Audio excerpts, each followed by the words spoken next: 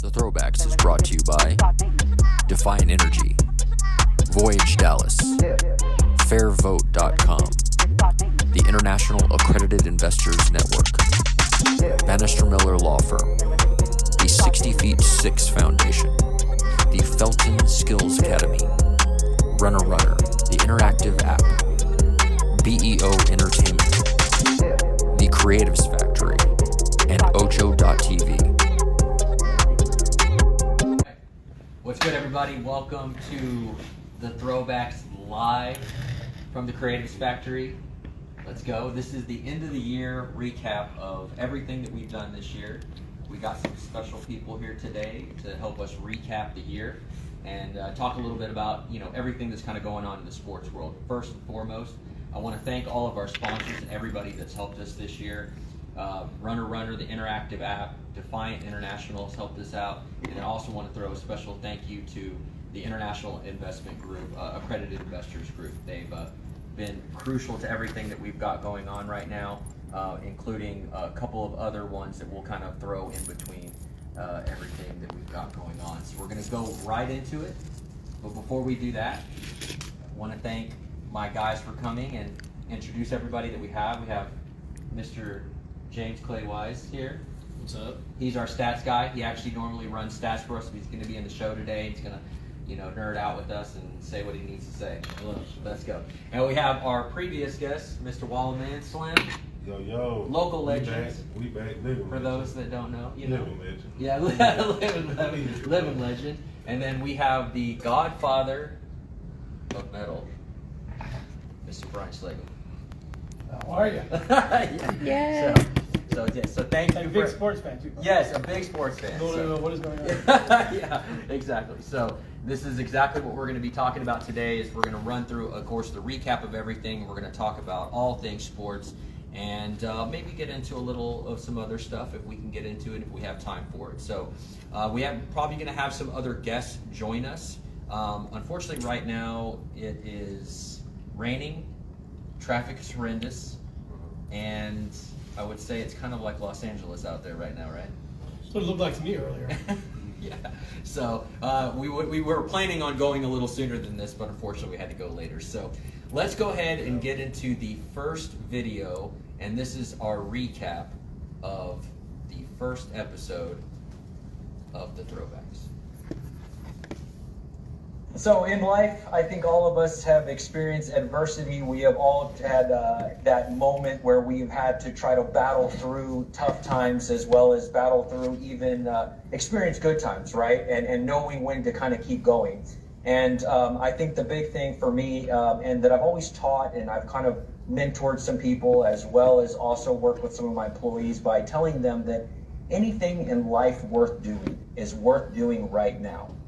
So for me, I want to know from both of y'all, what was that moment? What was that moment where you were saying, playing ball, right? Because like you played basketball, you played baseball, you played many sports. When was that moment where you're like, you know what, playing ball, this is worth doing? And then when did that moment come for you and you as well that you said, it's worth doing right now, I'm going to go for it? For me, this is an exciting thing. I want to hear personally, just because, one, I get to be next to him. He is somebody, like we've talked before off the show, is somebody I've looked up to. He's a veteran guy. I'm going to respect him. I also want to hear how his story started. How did this come about? How did you realize basketball was the sport for you? Because I know mine, obviously, because of baseball, playing it and everything, and also playing every sport. Now I get to hear somebody else's story. Yeah. So to me, this is exciting from another standpoint as the baseball like player. From an alternate perspective. So I get to hear another legacy being built. Listen to this guy. He's a legend. But man, for me, I think just, growing up as a kid, nowadays you got all these kids, man, they got social media, they got cell phones, they got all this stuff early on, and we didn't have that growing up. So all I knew was to go outside and just play. So we would play everything. We play tag football or tackle football. Yeah. We go out there and play baseball with one another. Play basketball all the time. We have races.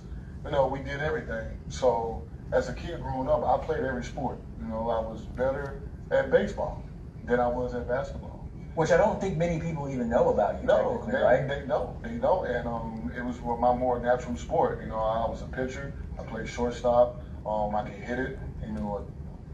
So, in that obviously is when we would start every episode, with a motivational quote. And that's actually, for even you, I think, I'm not sure how much of the show you've watched, but we would always start with something motivational. Because for me, Ray, and Derek, our big thing was to motivate and inspire people as much as we can.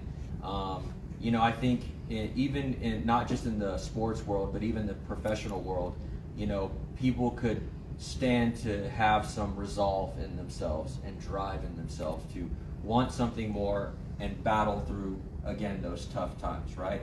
So that's kind of why we started the entire series with anything worth doing is worth doing right now, right? What were those moments for you that were, where you're like, okay, yeah, I decided I want to do this. And I definitely I've always wanted to ask you this question, because what you've achieved in your career and what you have done in your life, I'd love to know, like, what was that moment for you technically, where you were like, I'm going to go all out in this? Well, it wasn't really a moment. For me, I was just a young kid, loved the music, couldn't play anything, so couldn't be in a band. So, what other ways can I help? So I ended up working at a record store, programming a radio station, doing the first ever heavy metal fanzine in the U.S., and then eventually got around to putting out a compilation album. And I was just trying to see what I could help. I didn't know what I was going to do. I wasn't doing this as like, this is going to be my life's work. I just want to help. And I was 20 years old. But eventually things started kind of come around, and I realized all of a sudden I have a record label, which I never thought I would have. And even in the early days, didn't know where it was going to go, didn't know what was going to happen, but I loved doing it. I loved helping people hear new music. And eventually that's just kind of what happened. I just fell into this thing all by myself, didn't think it would ever happen. It starts to grow, and then you realize, oh, I guess I'm doing this now. It's my full-time gig. And so you famously never had a job, right? Is that what you told me one time? Well, I've never done an interview for a job. No, that's what it was. I worked at Sears for like 6 months, and that was because I went to school and they offered me a job there from school, and then I got a job at the record store because I knew the owner, and those are the only 2 jobs I ever had. And then this thing I'm doing for 42 years at Bellway Records is just kind of where it came into. But to your point, I think what's really important, I tell people all the time, the music business, just like sports, it's not easy. Yeah. Everyone, I want to get in the music business, it's really great. And it's not. It's a difficult business, and you're going to hit a million brick walls. Yeah. And you got to, if you really love it, then do it. Then get involved and give it your all. You got to really love it. Because music is that whole business on either side, whether you're a band or anything else. If you don't really love it, it's not easy. It's not going to be easy for you. So you got to love it. Yeah, that makes sense. Yeah, I mean, honestly, that's true, because I think with anything, if you don't love what you're doing, it becomes monotonous, right? And then once it becomes monotonous, and once it becomes something that you almost even yourself feel like you're forcing yourself to do, then you're not going to go 100% at it, right? I think all of us can agree here that that's how we've even achieved what we have. It's just like battling through the monotony and realizing like you have to do that, because if you don't, then you're just gonna essentially hate what you're doing. Yeah, and you have to take risks too. Thank you for saying that. Yes. People don't normally. That's why most people, just do their thing and they do their gig because they're afraid to take a risk. They're afraid to leave their job and try something different. Take the risk. And we talk about this with bands all the time, because bands start out really young, right? And they start to get some success, and then all of a sudden people are in their ears like, oh, you need to go to school. You're not going to make any money doing this. And a lot of times bands or musicians will just stop because get a real job, and they see them later. They always like, I should have tried. I should have just tried. Yeah. If it doesn't work out, then go do your thing. But so many people have regrets that they were in a band that maybe was successful without them because they didn't take that risk. Yeah, that makes sense. Actually, I'm so glad you said that, because you can't, I don't think there's anybody that's ever really achieved anything in life without taking some sort of risk, right? 100%. And you also have to definitely be, and I'm sure we're going to hit this in one of the other videos, because we talk about this a lot in all our episodes, which is not being afraid of failure. You can't be afraid. You actually have to accept failure, because failure is the best teacher, right? When you fail, you actually learn more than you do when you're constantly succeeding in life. So 1,000,000%, and learn, and you got to learn from that. yeah, You know what I mean? yeah, that's true. That's true. Yeah. Yeah, exactly. You're gonna make mistakes, just learn from them and don't repeat them again. Yeah, exactly. All right, go ahead and hit us with another one.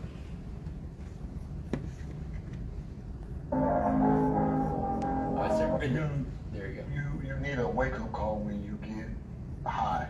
That's right. You gotta be humble. Cocky. Yeah. You know what I'm saying? So, and I think my moment in college was when Coach Williams told me, at this point right now, you will be a late first round, maybe late first round, second round pick if you was to leave the draft, if you was to leave to go to the NBA after my sophomore year.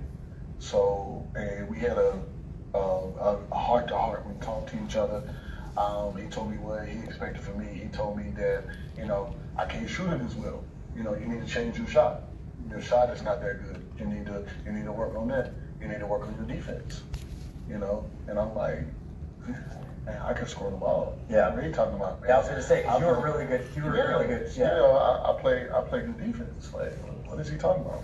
What are you talking So I'm listening to him. So I say, so coach, what you need from me? What do I need to do? I said, obviously my goal is to play as high as I can at this sport. I love basketball. What I need to do, what I have to do. So in that moment, when somebody tells you, when everybody else around you is telling you you're great, when you feel like you're great, but then somebody humbles you and say, you ain't did nothing yet, son. Yeah. So, as most of you guys might know, and I'm not sure if you do, but Raymond Felton, he was actually the #1 recruited basketball player at the time, going into college. He was a Gatorade All-American. I mean, he's achieved many things in high school, right? Like, did some amazing things. And, he ended up playing at North Carolina for Roy Williams. And again, if anybody knows anything about basketball, Roy Williams is like literal royalty, right? So, this is him obviously explaining the story of how he was kind of humbled by Roy, even though he was like the best basketball player on the team. Actually, it's interesting about Ray is in the #1 starting, like the top 5 starting 5 of all time for North Carolina, and he's on that list. And mind you, he's on a list with Michael Jordan. What's up, You know what I mean? So it's interesting to for him to be like, yeah, I mean, I think all of us have to get humbled sometimes in order to achieve that something great, because guess what happened after that, right? He ended up going one more year, and then he did get drafted in the first round, 3rd overall. I mean, like I said, so we all have to have those humbling moments, right? And you got to be able to listen in those moments too, because you know what I'm saying, sometimes it'll feel you to go the wrong way, you know what I'm saying? But he obviously respected his coach enough to listen to him, you know what I'm saying? Because some people will try to tell him they just won't register, you know what I'm saying? So, that's true. Especially at a young age.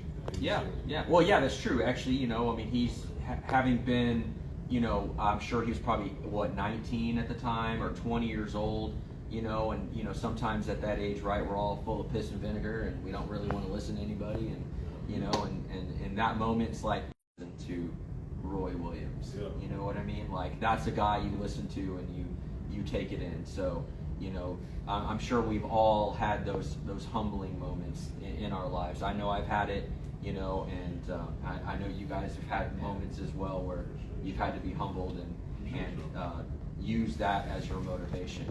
I think that's why having a great mentor is such a valuable thing, because when you're young, and especially when you're good and you have talent and you think that you're the best thing smoking, but then someone comes along and lets you know that you've got a lot to work on. But if it's somebody you don't respect or that you don't look up to or whatever, then a lot of times that falls on deaf ears. So having someone who's a legit mentor who you respect and look up to let you know, where you're screwing up, it's super valuable. When you have a lot of success in your career, especially early on, like when those humbling moments come, how did you feel when certain humbling moments came to you? Well, it depends. I mean, sometimes you're panicked. Yeah, no doubt. Like, hey, this business might not work now. Yeah. But yeah, I think it's always very important, no matter who you are. Yeah. Lead athlete, lead musician, business person, whatever it is. You need to keep your feet on the ground, and you need to constantly just be happy that you're able to do what you're doing, treat everybody else with respect, and just like you want to be treated. And yeah, when those humbling moments come, I mean, you need those. And again, like I said earlier, you learn from those. Okay. Whenever that happens, you need to be able to learn from that stuff. And staying humble is so important. I think, he made an interesting point. You were talking about, his whole career. Like all these guys, all these sports guys, they were the best ever all the way growing up. Like nobody was better than them.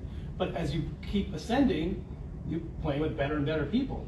And why do some draft picks in any sport, high draft picks not become successful? Because they just thought it was going to be easy. Yeah. And it's not. And yeah, he's a legendary player. Yeah. And he learned a really good lesson there, and he clearly took it the right way and was smart and took it as a motivational thing, and that's another reason why he was so successful. Is it hard to find that in the music business, like humble people? You know what? Honestly, no.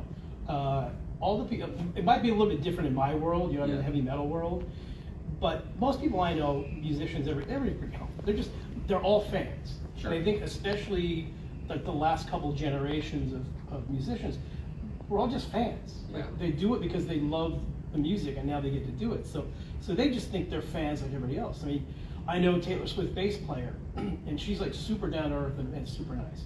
I know all of Morgan Wallen's band, and they're all super down to earth and super nice. Like these are the top two artists probably in the world, and they're nice people. Cool. So yeah, you have to be that way.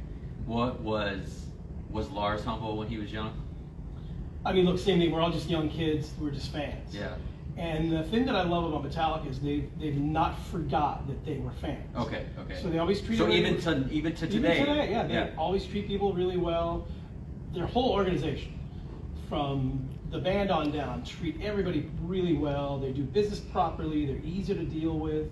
Like that's how you become successful. Like if you're a pain in the ass, eventually it's not gonna work. Yeah, that makes sense. Which if some of you guys that don't know, who Brian technically is, right? Because there's a lot of sports guys, right? Yeah. So Brian is the founder of Metal Blade Records, and one of the big things that Brian, I guess you could say, did, especially early in your career, was created a compilation album called Metal Massacre, which, by the way, there is a documentary about it. What platforms?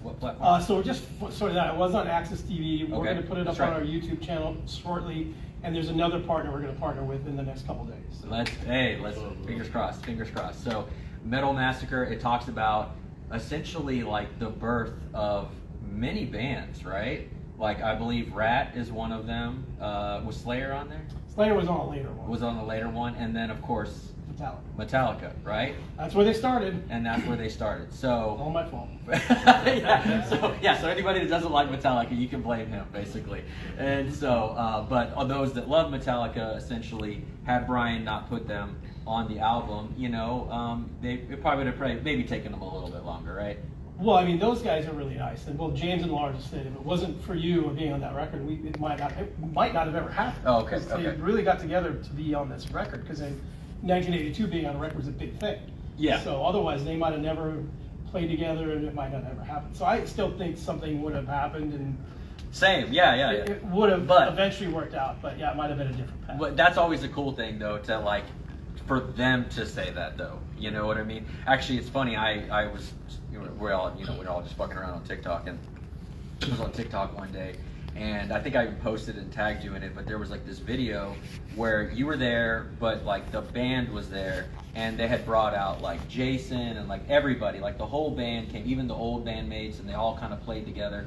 But before they even started the show, Lars comes out. He like basically is like, yeah, had Brian, we owe this to Brian, essentially. And I'm just like, that's just so like crazy, because this is the biggest bands kind of almost ever, and so. Yeah, I mean, look, I'm just right place at the right time. Happy I played my little part in it, but it is insane that they've gotten so huge.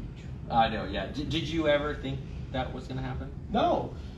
Did he ever think that was going to happen? None of us did. Okay. I mean, we were just young kids who were in the same kind of music, and you know, when I had them on the record, I never even heard the song before the record came out. I didn't even know it was any good. Yeah. It was just luck. And Maybe later you can tell the story for everybody that's never heard it. You've told me the story before, and it's actually really cool. But let's get to another clip, and we can chat about it here in a second. So we got we gotta come back to this. Yeah, definitely, it's a good one. Some of these in the early clips that we did, everybody, like we had these long intros because our social media guys didn't know. I got another wake up call. I'm in the league now. Sure. I'm in the NBA. You can't tell me nothing. I'm making money playing this. I'm at the highest peak of my career, you know. And Coach Larry Brown told me I almost had a triple double, bro. I had like 20-some points. I had like 11 assists, and I had like nine rebounds. I was like one rebound away from a triple double. We won the game. Everything. That man looked me in my face, and after the game, and said, "Son, you don't know how to play the point yet." We're like, "What?" Yeah. And it bothered me all night. I couldn't sleep. I couldn't do none of that. It bothered me. Yeah, because what do you say to Larry Brown, right? You know what I mean? Like, exactly. he's I love him. He's a legend. Yeah. I looked up to him because he went to Carolina too. That's right. You know what I'm saying? So like, it was like, this is a guy that I love. I got love for. Like, I love him to this day. Like. And I went in his locker. I went in his office the next morning before practice. I said, "Coach, man, I couldn't sleep last night." He said, "What's wrong, son?" I said, "Man, you remember what you said to me last night?" He said, "No, I don't. What did I say to you?" He said, and I'm like, "You told me I ain't know how to play the point." And I said, "Coach, I almost had a triple double last night, and we won." Oh my God. And he said, "Son, I'm just trying to motivate you." He said, "I'm just trying to get the best out of you." He said, "I love you, son." He said, I don't take that personal. I was like, "All right, Coach." I said, "You're right. You're right. I got you." And from that point on, like, when he yelled at me, when he did anything, it's just like, all right, he's trying to motivate me at this moment. Yeah, I think we all need moments like that, right? You know, and I think it's interesting because I guess for somebody like, you know, like Ray, even Derek, you know, all these guys that, you know, they reach a certain level. Like he said, he's like, "You can't tell me nothing. I'm an adult. I'm making money. Like, I'm an all-star. Like, you know, you're, you know," and then, but then what do you say to a Larry Brown? You know, because he is a literal legend himself, right? So, I hate him up all night. Yeah. So he's like, yeah, he's like, this is like my dad. Like, it's just like, and it's like he's very respected, right? So it's like, yeah, it's funny because he's even told me that story before when hanging out, and it's just like, you know, he's just like, man, you know, he's like, I remember that night, just I couldn't even sleep, you know, because I'm like, I had a triple double, like, you know, I had a great night, you know, I literally, we won the game, you know, I mean. You know, I think they were even a playoff team at the time, you know, and he's just like, and he's the leader of the team, right? Because he's the point, right? You know, and it's just like, what? Like, what do you mean? Like, you don't know how to play the point? Like, you know, and so it's just like, but it's literally to be like, okay, yeah, is like he was saying, it's like my head, like for me, I'm thinking all these things, and I had to realize I can't think like that. Because no matter what, like, no matter how good I do, no matter how many triple doubles I get or whatever, that ain't us winning a championship. What takes us to win a championship is all of us to work together. So being humbled again, you know, but now on the professional level, and that's another reason why I picked that video, because this is to kind of show that not only do you, it's like being humbled many times in your life is never a bad thing, even when you're a professional and you're at that high level. I think it's very important. And then you hit on something too, which is like, you know, being able to like have those mentors in life to be able to do that. Like, it's very crucial. I think we've always talked about this is like, you know, and I've said this before, you guys know this, it's like, I believe that we need many mentors in life to be and do the thing. I mean, I can tell you, I have a, you know, my oil and gas mentor, I have my business mentor, I have my sales mentor, you know what I mean? I have mentors that have helped me in music, you know what I mean? Like, all kinds of things that I've done, and I try to find these people that, again, can mentor me to not always just succeed, but to learn how to get through some of the shit that's going to come my way. Yeah. You know, I mean, that's vital to that. So, you know, I think it's important, and it's interesting to see his perspective on it, and kind of share that with everybody here. You know, so we got tons of videos, so we're gonna go to another one.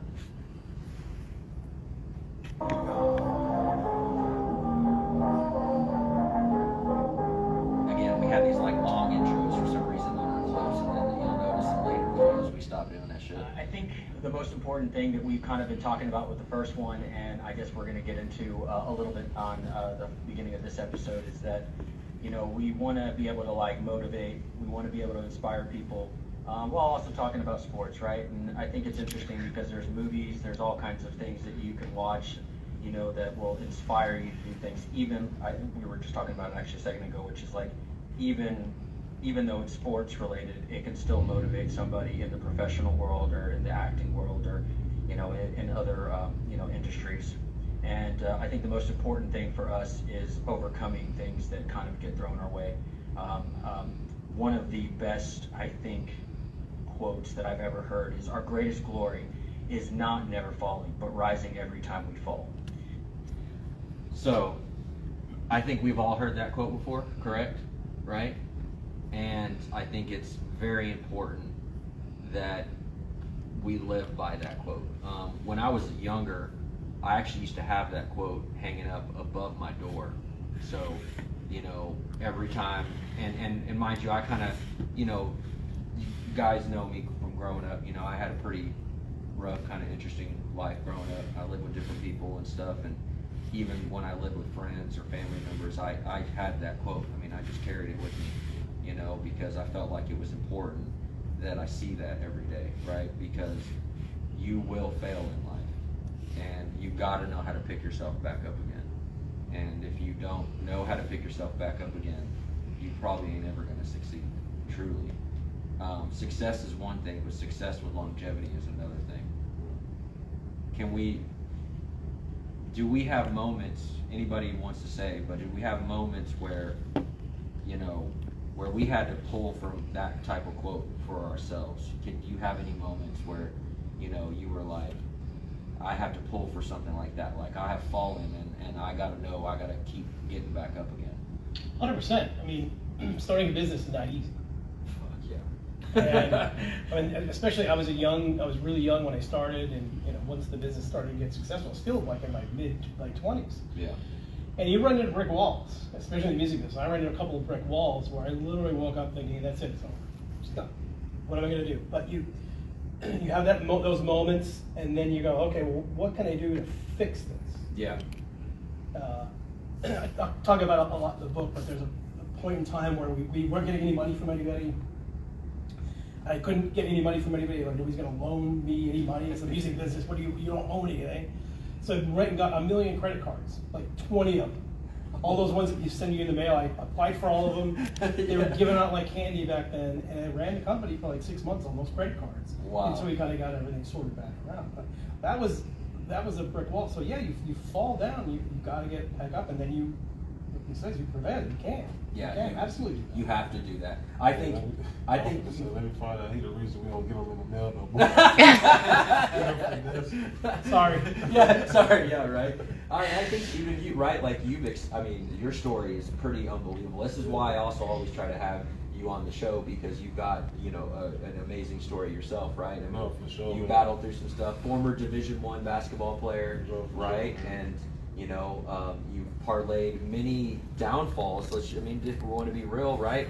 Into what you're doing now and all the things you're doing now. I mean, what we were just talking about, you know, have like acres now of property and like, you know, all kinds of cool stuff that you're working on. The portfolio, man. Yeah, there you go. There you go. Now, what quote that kind of like, it reminds me like growing up, it would be like, you can use it as a pity party or a stepping stone. You know what I'm saying?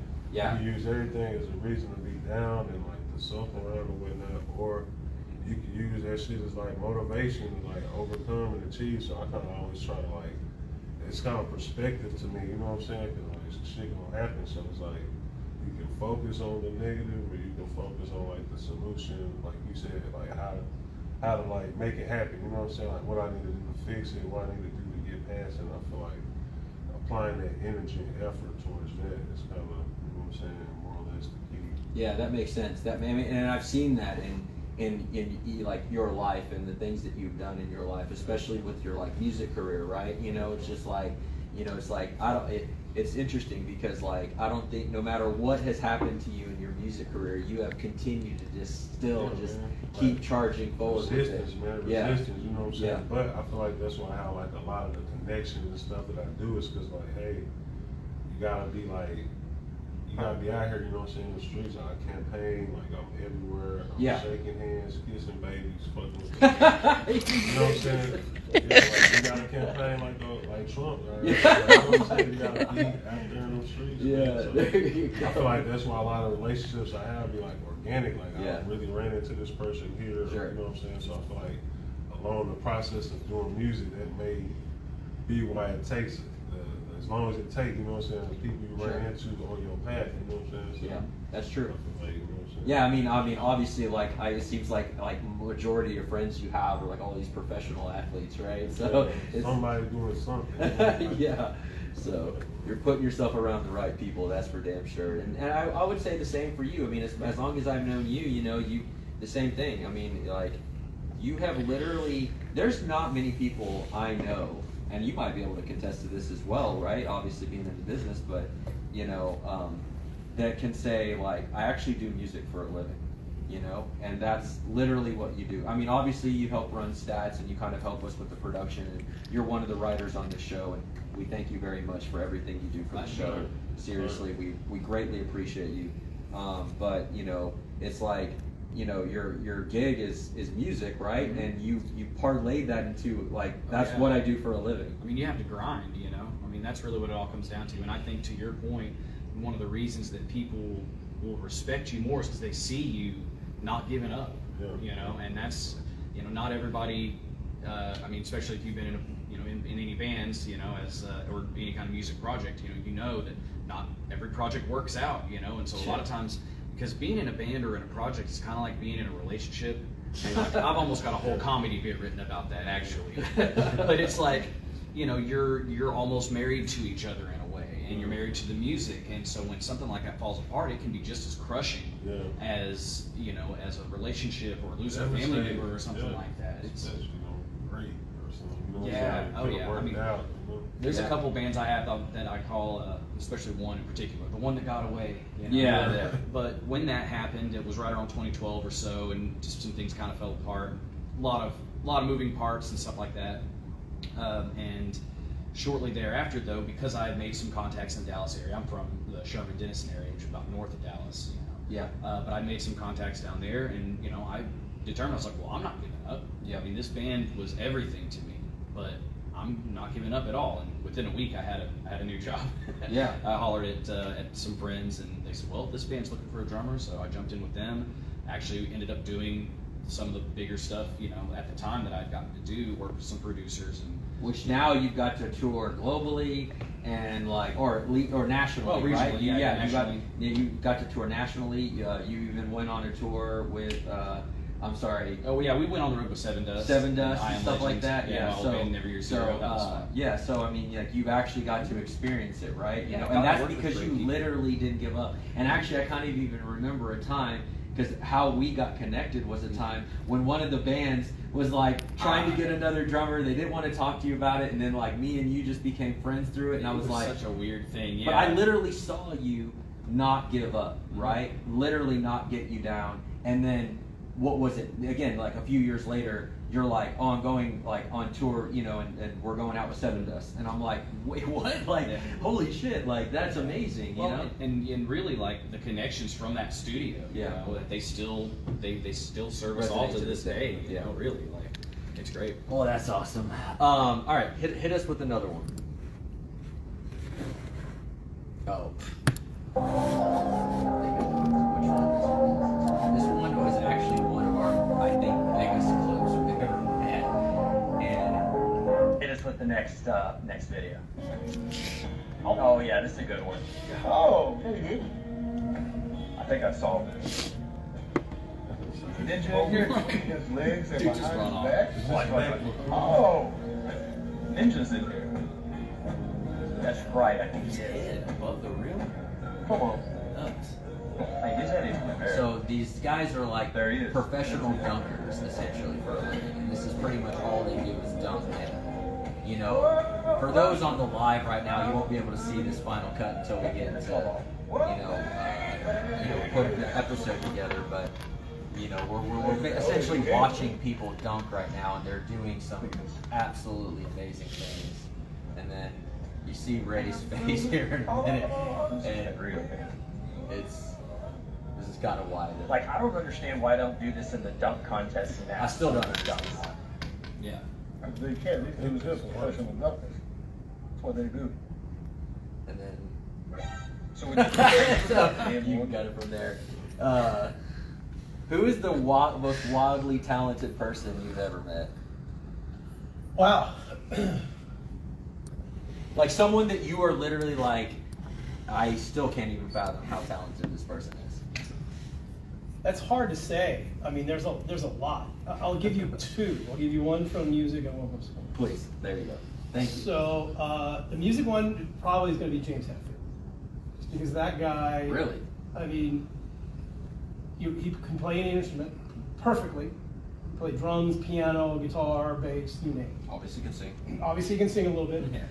And just as a songwriter, it's phenomenal. And I was talking about it. I do a podcast as well, and we're talking about like iconic riffs and like Black Sabbath, Tony Iommi, and Metallica. James Hetfield they write so many riffs, and that's not easy to come up with a riff. And these guys have done hundreds of iconic riffs. And just where does this come from?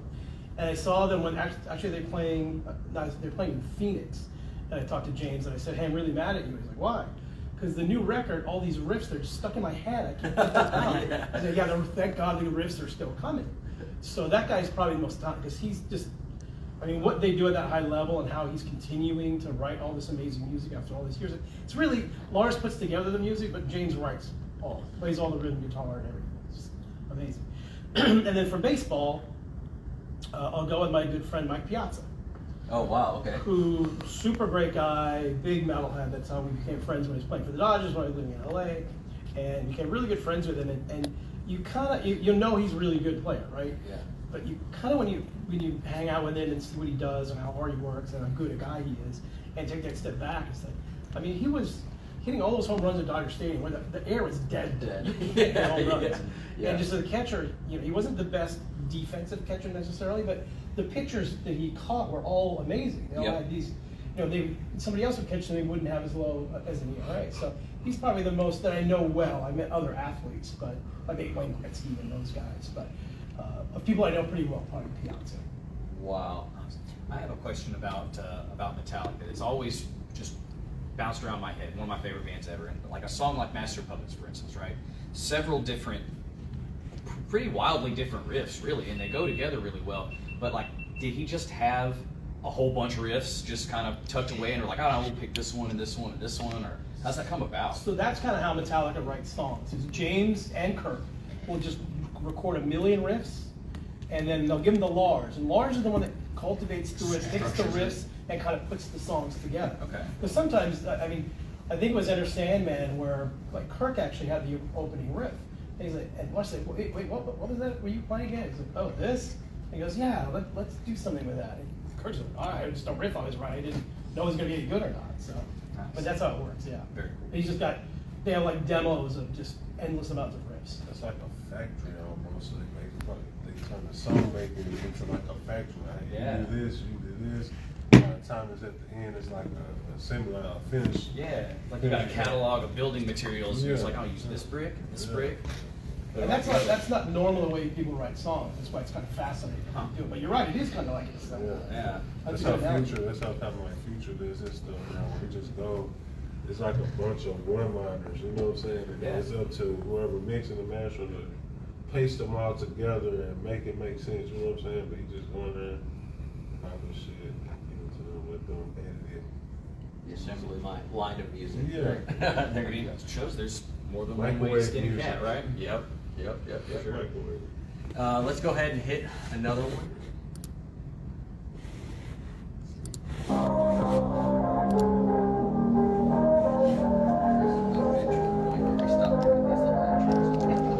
I guess we have to. Give us another Twitter post we can comment about.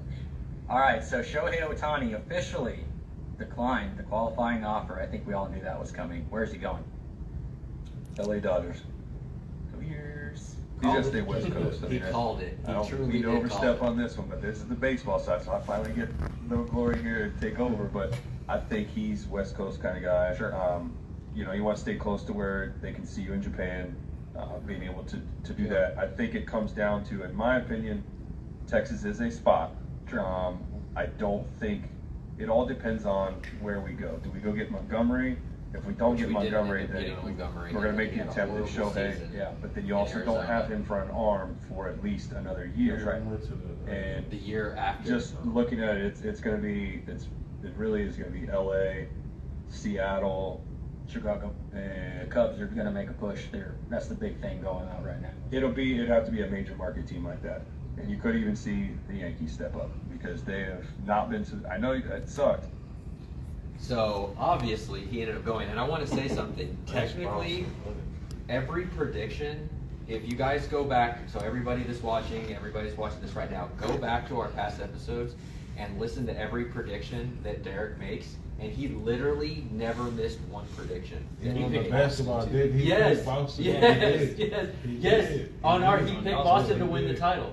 He literally, so Derek, I love you, man, and I can't wait till you're back, from all the stuff you're doing, and he spot on. He literally has predicted, he's got like every prediction he's ever got. So Shohei Ohtani was pretty good for them this year, aside from, obviously he couldn't pitch for them, but will they repeat? I'm going to say yes. Oh, really? Because they're adding some other players, and I think Snell. Yep, that's going to be a big help for them. And they're already like stacked. They're not losing a lot of guys.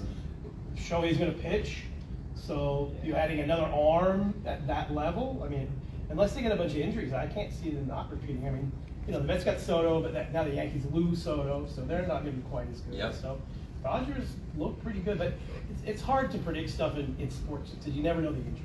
Yeah. And injuries can derail a team. Well, apparently it's not hard for Derek. He knows. Baseball's chaotic though because it relies so much on consistency, and even just little things, small injuries and team cohesion and stuff can change in a heartbeat in baseball. Yeah, I that's see true. that with the Rangers when they win. It's like once playoffs hit, them boys hit a stride. They were on it. They hit a stride. And nobody predicted them at all. Right? Exactly. No. I mean, I don't even think Ranger fans thought that was going to happen. I mean, as a Ranger fan, I was definitely shocked. I'm not going to lie. But then they made it, and it was like, well, actually, take it back. I always had felt that they were like close. Yeah. Because they had that young talent. Obviously, they had a lot of young talent. They had a really good farm system. But for some reason, they couldn't get over that hump. And then, of course, we all thought once they got DeGrom that they were. The reason why I didn't really think it was going to happen was DeGrom got hurt. Right. And then it was like, oh, man, it's not going to happen this year. When Nate stepped up. And then, Big Game Nate. That's what they call him, right? He just got re-signed, too. Yeah, that's right. And then, of course, we went and got, Scherzer. And remember, we went to that first game. Yeah. We went to that. So shout out to Wayne, by the way, and Val. Val also, by the way, is the guy that Visual Vendetta. I got to plug him real quick. He is essentially sponsoring this show right now because he provided us with our cameras for today. So Val, love you. Thank you for that. We're going to get some pizza. Yes, we're going to get some pizza. Tony's Pizza. Tony's Pizza. Pizza. So, and you got to try that, by the way. And so, but yeah, shout out to Wayne. He's also part of the show. He also does, he helps kind of write stuff, and he's part of it as well too. So shout out to those guys. But we went to see that Scherzer game, and it was lights out. It was a lights out game, and I think that was kind of the game that I started to realize, like, okay, we have a chance, right? And then they just made that run. It was unbelievable, I give all the credit to Creed. Yeah. Yes. It was harder, right? It started coming out to hire by Creed. Yeah. And from that point, he was the man. Hey, it's hard not to that you're right. Now almost even associate Rangers with Creed because now every time I hear hire, I think of the Rangers and I think of that run, you know what I mean? And it's just but it's like a motivationally sounding song, so it really makes sense. But what do you think of Creed since we're talking about Creed? I'm not. Because remember, a lot of people used to hate them. Oh, I know. I never really hated them necessarily. I think Scott kind of went on some weird tangent, but I'm pretty good friends with Mark Tremonti, the guitar player. Yeah, Tremonti. Tremonti is a huge metalhead. Yeah. And his favorite artist of all time is Dallas resident King Diamond.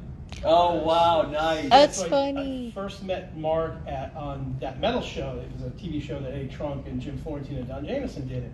King was on the show, so Tremonti called Eddie and said, I need to be on that show because I want to meet King. I've never met him before. So I think it was Eddie and I both introduced him to King, and he became friends and stuff. So I know Mark pretty well. So I've always liked him. He's a great guitar player. No, His band is really good. Yeah, He's got a Tremonti, great right? voice. Yeah, right. Yeah, It's named Tremonti, right? Mm-hmm. Yeah. Well, he's got two bands. He's got Tremonti and then the other one with Miles Kennedy, which I always forget. Alter Bridge? Yeah, Alter Bridge. Yeah. I don't know why I forget their name. Yeah. Well, that was basically Creed with a different singer. Pretty much. At that point, Yeah. Yeah, It's like I they were remember like, seeing "We're that. done with you, Scott," and then they're like, "Okay, well, let's Well, bring you back." this guy's pretty good. Like, Yeah. We'll just have him sing. Alter Bridge is great. Listen, I still love Creed. I don't care what anyone I says. always do. Okay, like I love them. Now it's like what always frustrated me about it is like people would put Creed like in the same vein as like the weird hate that like Nickelback gets, you know. So like Yeah. Creed kind of became like this Nickelback type band where like people like hated on them, you know. Which I still honestly, and I'm gonna say this, I still don't even understand why people hate on Nickelback. You know what I mean? Because like they've got so many hits, and you know. I just think of the Woody Harrelson meme where he's using the dollar bills to wipe his tears. You know, it's like whatever. You know, people are gonna hate you if you're in a high position. I think that's just kind of what it is. There's always things that can be made fun of. Why do you know. people hate Nickelback? I'll take the fifth. Oh shit! Okay. I mean, because you know what, Corey and Chad had that pretty popular, Like, pretty well known beef, I'm right? not saying it. Oh, he had a lot of these. They're Canadian. Yeah. That's all right. That's all. Right. Okay. All right, go ahead. Give us another No, one. we like Rush. What was it at the end of your career when you realized, you know, Father Time essentially was undefeated, you know, and you were like, okay, this is kind of it at this point. Like, what was there any moment that was like that defining moment? No, not really. I was Like, you still feel like you should play? no, not now. But my first year, yeah. Yeah. My first year, I felt like, you know, I still had a lot in the tank, and I walked away from the game because of COVID. You know, COVID hit during that time. They went to the bubble, and you know, just to leave my family, leave my kids, and go somewhere where I can't communicate with them, I can't see them for that period of time. It was just something I didn't want to do. And on top of that, I felt like I had to go to a team and reinvent myself and make a team that I'm a 14-year vet. Like, well, I got to come over here and be treated like I'm a rookie. Sure, I've been through that. I went through that. You know, I feel like I've earned my stripes. So to go be put in a situation where I had to work like I was a rookie was like, nah, this ain't for me. I played 14 years. I put my time in. You know, I've earned my respect. I'm good. So I'm going to go ahead and just walk away. And I didn't walk away the way I wanted to because I actually felt like I still had a year or two left in the tank. But I walked away with some respect, some dignity, and just like, I left my way rather than somebody just push me out. I left my way. Yeah. So, you know, do I have any regrets? No, I can't regret anything about my career. I feel like I had a beautiful career. I feel like I've been 14 blessed. years. When I've done some things differently.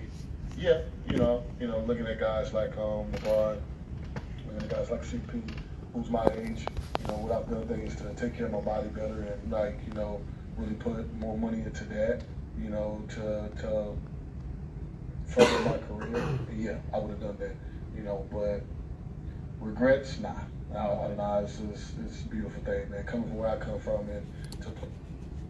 So, Father Time is undefeated. Yeah. And I think for him, you know, and again, mind you, everybody, these are some of the bigger clips that we had that went viral and stuff, and so we're just kind of doing our recap. And I know for him, you know, he's always talked about, you know, that he really appreciates the 14 years that he spent in the NBA. He truly, honestly, when he says he has no regrets, he's being honest. He has zero regrets, you know. I think he did everything he needed to in his career. I think he proved that, and he really had nothing left to prove. You know, but obviously, kind of toward the end, he wanted to kind of keep playing, but you know, there is always going to come that time as you always say, Father Time's undefeated, where you're going to be like, okay, I can't do this anymore. But I have a question for y'all, because you guys are music guys, right? So, you know, when Father Times never seems to defeat musicians, you know, it's just like, it's just so crazy, you know, unless they die, you know what I mean? Like, I mean, that's Father Time, I guess, right there, but like, you know, is there a moment in musicians' career where they're just like, no, right? Well, pretty much no, and the reason why, so when athletes retire, they have to retire pretty young, in their 30s, for 90% of them, right? Yeah. And when you see these press conferences, they're crying, this is their whole life, and they have to leave this life so young. And you lose those endorphins when you're running out on the field or in the court to play in front of 20,000 people. You can't do that when you're not playing. So why are the Rolling Stones still playing at 80? The same thing, you can't get that level of walking out in front of 100,000 people or Metallica or whoever it is. They're gonna play forever, because even if you're playing for 10,000, you can't get that doing anything else. So they don't ever want to retire. Yeah, it's like, And the music be timeless, so it, you know what I'm saying, decades later, you know what I'm saying, like, you can go from the same song, you know what I'm saying? Might have to Once you take get the that key out a catalog, little bit. once you get that so do y'all catalog. know who proof that Father Time isn't defeating musicians is Frankie Valli. Have y'all ever seen those videos of him? He's still, I live in Vegas, he still plays. Oh, that's right. He's like 90 or something. And I'm pretty positive he's not singing anymore, right? It's probably tape. Yeah, And he vibing just to like, the I saw song. this TikTok where he literally looks like that up there. Or not even real. He looks just like animatronic or whatever you want to call it, you know? Do you know who I think about that Father Time has yet to defeat as an athlete? Yamir Yager. Oh yeah, he's still playing. He's 62. still playing hockey. Hockey? He's still playing hockey. He's playing in for the team he owns in Kladno, the Czech Republic. Oh, wow. He just scored a goal on his 52nd birthday the other day. See what I'm saying? And that's I mean, hockey. this That's not dude's like still like skating, in baseball, still you're lacing kinda them standing up, there. man. And hockey. Yeah, Of that's a all rough sports, sport. hockey. Well, Gordie Howe played. He was in his 50s too. Yeah, but if you a roughneck kind of person where you like that, like, you know what I'm saying? I can see hockey. I can see you lasting because it's gonna be like it's a battle like the brute. You know what I'm saying? Yeah. So you can out muscle somebody and check them. You know what I'm saying? Like, You're bro, going for that contact. Yeah. You're going for that contact. So But when you talk about the endorphins and all of that, I mean, it really is. It is stronger than any drug, you Yep, know. And sure. and that is the sad part, I think, about, you know, athletics and sports. You know, is that you only have a very limited window to be at your peak. And I feel like musicians can continue getting better with age. they're just not getting defeated. But Yarmir Yager's like, fuck all y'all. I'm gonna prove. He can't even go to the Hall of Fame until he retires. So and he's got to wait 3 more years. So. He's delaying the inevitable though. Correct? Yeah, oh, 100%. First ballot, 100%. Trying to rough some of them young ones up. Yeah, he's So trying- young I mean, he's got old man He's strength. gonna end up playing with his grandkids. If Yager would have stayed in the AHL when he was still really good, he might have had more points than Gretzky. Wow. Wow. He was a Dallas Star, wasn't he, for a little Yeah. bit? Oh, I remember shit. that. I remember that. That Played was for so almost awesome. everybody. Yeah, right. Imagine what that jersey closet looks like, you know? It's colorful. Yeah, I bet you it is. And he's a big Metallica fan. Is he? Yeah. Have you met Yarmir Yager? Yeah, like a bit of a long story, so I won't go into it. But I got him to meet Metallica. He was a big fan. Again, long story, big fan. Sharks came to San Francisco. Penguins came to San Francisco to play the Sharks. Did a day off. I coordinated it because the Metallica guys are big hockey fans, and brought him and a couple other Penguins to the studio, and they all met. Sweet. Wow. So that was fun, and he was great. So Yarmir Yager owes you a solid. Yeah, well, he gave me a solid because he said, when you come to the Czech Republic, if you come to Prague, come to my sports bar, and I'll show you around. He wasn't in town when I was there, but I did go to the sports bar, and they showed me a good time and everything. I still have the menu. Wow, So nice. he repaid his debt. Okay, well, you know what? That's awesome. Good job, Yarmir. That's You should amazing. do a recap of all his little crazy stories. Yes, I know, right? We're gonna have to have a whole episode, maybe just Brian talking. All right, so hit this one. This was actually, for the longest time, one of our biggest videos, This is so technically, and it's just because it's wild. So go ahead. More maybe, or 2 more maybe. Guys. Oh Oh, watch this. No. This is no. Nope. I'm going to tell you right now, no. No. No. You already had lost control of him. No. And then, Oh, oh my God. He went to sleep. Yeah, he got hit. He hit so hard. He's got the metal of the cage imprinted on his face. That was a kick, bro. Hold on, show that again. It's just like, we gotta see that one more time. You can like. He had lost control. Yeah, he already Yeah. kind of fallen off. Yeah. I'm not ready. You trying to He's jump back just on? not even trying. You saw Yeah. So that Luckily, a bull kick is not like a horse kick, but yeah, it's still pretty rough when it's in the face. yeah, you're from the country, right? Yeah. No, horse kick you die in most cases. So you can survive a bull kick. Well, he's wearing a helmet too. It was in the face. If he didn't have that, he might be. With the helmet? Yeah, What? You yeah. got like a chin thing on it? It's like a football helmet, but maybe closer to a hockey helmet. I'd like to say that was instant CTE right there. Probably. You Probably know, he like- doesn't know math anymore. He probably doesn't know math anymore. Have you ever been to like any of those things, like bull rides and stuff like that? I went once a long time ago because my friends had tickets. I was living in LA, and we just like, yeah, sure, why not? It was fun. Yeah, it's like It was fun, but it's not my thing. it's not your thing. You It's a like one's cultural one thing. and done, right? Yeah. Yeah, it's one of those things. Okay, I That's a went. South I went and saw it. That's a Southern thing. My grandpa was a champion calf roper, and so and he raised cattle and stuff like that. So I grew up, around all that, and had cousins that, showed animals and did rodeos and stuff like that. So I was been around it a lot. My That's partner be awesome. doing roping and stuff. Man. Yeah. The helmets in there, shot Justin, bro. He be roping, dude. Bigger than me, though. He be on the road. Oh yeah. He's just that's I'll tell still you, just like how accurate some of these guys can get with the lasso. I'll tell you what, that would be an interesting. why clip to you would see. even. I just still don't. I mean, it's like why guys do stuff like that. Like, I mean, more power to them, but that's just crazy. Yeah, it's. That's just Texas. It's That's just Texas. just Well, I mean the adrenaline though. 'Cause, I mean it is you against nature. Yeah. When you think about it, you're kind of trying to tame nature. And, Yeah, I can imagine the Yeah, adrenaline it's being like on the back of a bull. yeah, nature almost always wins though, Yeah. right? Yeah, like that's a what I'm brick saying. Why would wall. you want to do that? Like, Brick wall, I'm telling you. they don't make a lot of money either. I want to Not right. really. I mean, they make it Juan you win a Soto purse, money. yeah. They ain't winning. They ain't making $760 million. Bro, what's fucked up? In Louisiana, bro, they have prisoners do that shit. Wait, What? what? Yes, bro. That's like yes. Why? That's like Roman gladiator shit.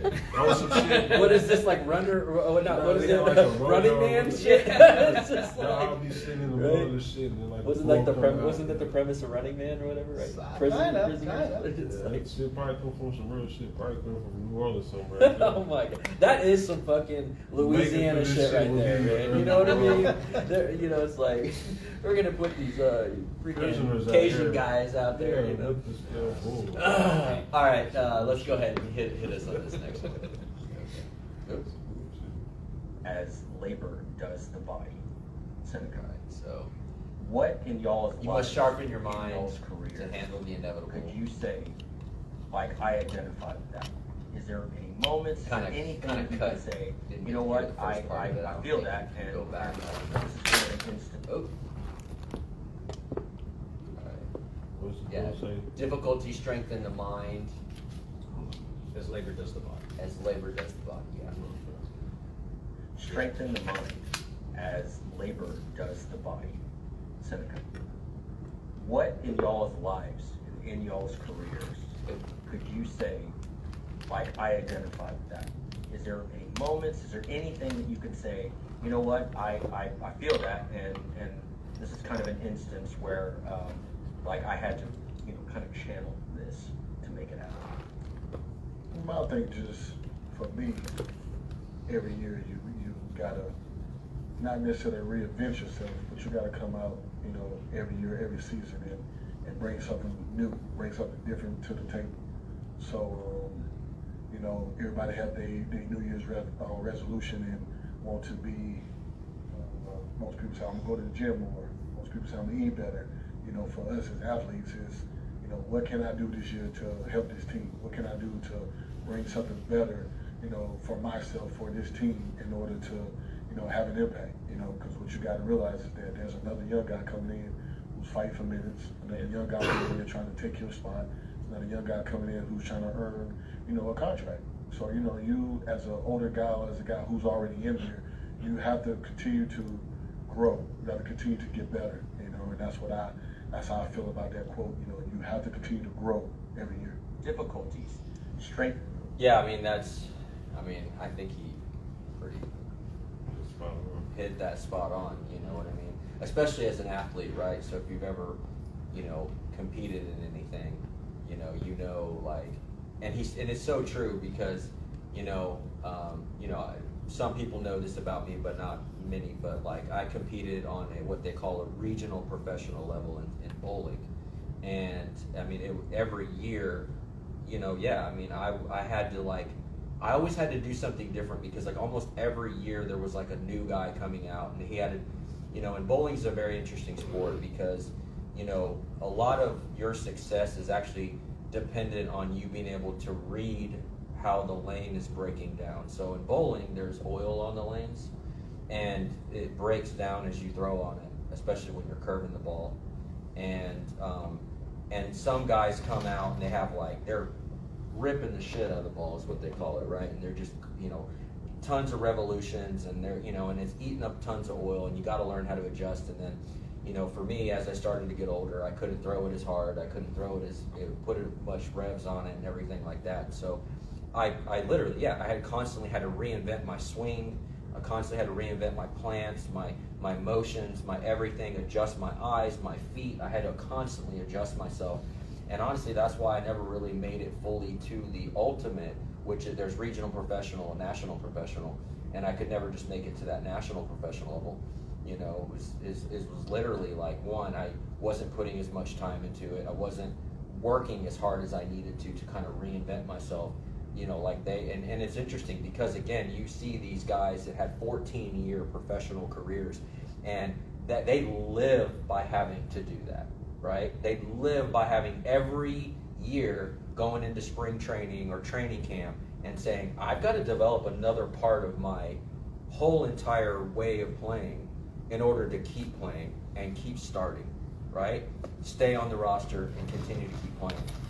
So yeah, I want to ask another question. As music is very similar to that too, right? Yeah. Right? I would like to say now, almost even on the inverse of the last question we talked about, Father Time Never Will, you almost in music have to reinvent yourself constantly, correct?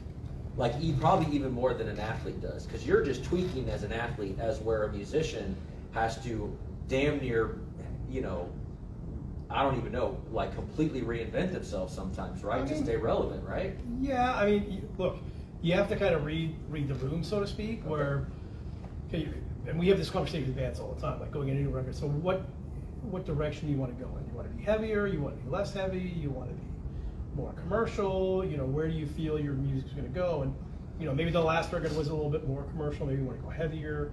It just kind of depends. So you're always looking at ways to improve. Yeah. And yeah, for bands, you have to, because it's so competitive. One bad record can pretty much, talk about Father Time, that can ruin a record. It can ruin a career pretty fast. Yeah. So you always got to be at the top of your game, and that's why I'm so impressed by so many bands or artists in general, that just constantly put out really good quality music. That's not easy to do. Yeah. And it's rare. Every artist, no matter who they are, has had one or two records that weren't great. Yeah. Everybody. Nobody's got 100 of them that's all perfect. So it's hard to keep that up. Yeah, no, I don't doubt that. And yeah, I've always thought about that. I've spent some time obviously in the music world as well, and I've seen it, and I've invested into bands, and I've seen even those bands that I invested into have to completely reinvent themselves technically, because band members are falling out, and what I mean? It's just okay, now, it's one of the bands I invested into, they were really good core, big story, right? Great band, had a really good core group, but then, the singer ended up leaving, or the guitar player left first, and then the singer left, and now they're still the same band, or they're still Big Story, if you will, the name of the band, but they're this trio now, right? and they actually completely reinvented themselves. They did. And the music's not bad, right? So like, you know, I give hats off to them that they kind of figured it out, you know what I mean? They were actually, I will always kind of say they were kind of a victim of the whole, what was going on with Razor and Tha. I don't know if you remember what happened with that record label. Mm-hmm. Oh yeah. They got signed by Razor and Tha, and then Razor and Tha got shut down and went to another record label, and they got caught in all that, you know what I mean? Yep. So really wasn't their fault technically, but yeah, I mean, like, you know, they are kind of the example I have, at least in my head as a musician, that was like, okay, we're reinventing ourselves and we're going to come back out again, you know. But I take it for what it's worth. It seems like you're constantly having to do that. Actually, in the rap game, you constantly have to do that. Because remember, back in the day, well, I know I don't mean to say it like this, but like, you know, mumble rap, right? It was a way. That was, yeah, dude, 100%. Like, we went from having, you know, like true rap, hip hop, like, I mean, people speaking with a story and a truth and everything, to like, you know, you can't, you almost can't even like really like, you know, really kind of understand what I mean, I guess if you love it and you're following it, you get it, you know what I mean? And I'm not saying, I mean, I get it still. There's still some of the new era rap that I like, but I mean, talk about a complete turning the whole genre upside down to become something completely different. Yeah, a lot of times now it's like singing and stuff too. Like, you know what I'm saying? If you got like some singing or like a female rap right now, that's another thing. Like, you know, it's evolving to different things. I guess, you know, you hear the same thing put out the same way for so long. It's like, okay, give me something different. So now you got the females, but the reason they popping because they talking greasy. How the males are, they can keep, you know what I'm saying, they popping their shit. Yeah. Talking about slime with a stick and all that. Oh my God. No doubt. Now the females got to be talking greasy, you know? Yeah, no doubt. That's how all these genres survive. You've got to constantly kind of evolve. Yeah. And that's why, you know, hip hop's been around for so long, because it's constantly evolving. Yeah, that's true. Well, yeah, and I feel like it's a different kind of competitiveness. It's definitely very competitive, but like in a way, you're not really even competing against, you know, other bands. You're kind of competing against yourself, you know. And you've got a large fan base. You know, some are like, no, just keep putting the same stuff out. Some are like, you know, do something different. And you have to be true to yourself. And sometimes you experiment, try things, and they don't work. Going back to humbling yourself, you know. Yeah. And you know, if you have a record that flops or doesn't do quite as well or whatever, you can either, you know, give up, or you can steel yourself. And like in the same way, you know, it says that difficulties strengthen the mind the way that labor strengthens the body. You know, you can get physical fatigue from working, but you can get mental fatigue big time. Yeah. And sometimes you have to be able to recognize that and have some self-care, and also, you know, realize that you're not, you know, especially in something like that that's an artistic endeavor, right?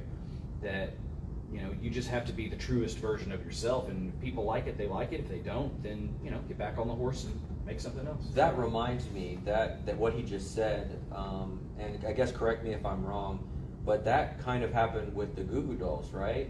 Where like mentally he had to like take a break or something like that. Yeah, he got writer's block. Yeah. Basically got writer's block, and it happens more often than people really know about it. Yeah. But he was pretty open with it, because they didn't put out some stuff for a long time. And it was like, what's going on? And he came out and said, I lost it. I just lost it. That still always trips me out, that I guess they were on Metal Blade.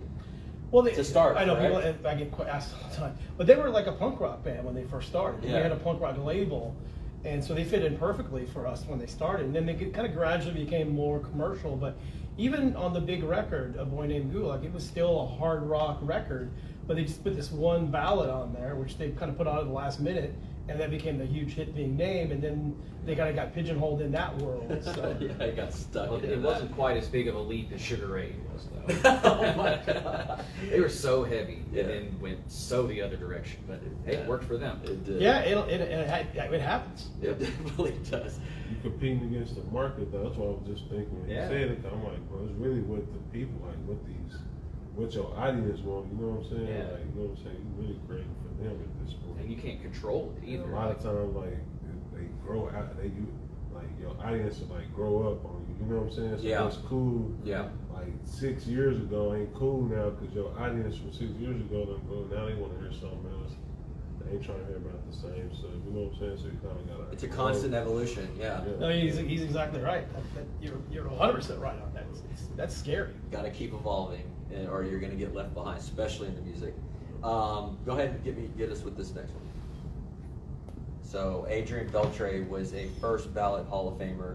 He was inducted into the Hall of Fame. Was this year? Yeah, it was this last year. Yeah, it was this year.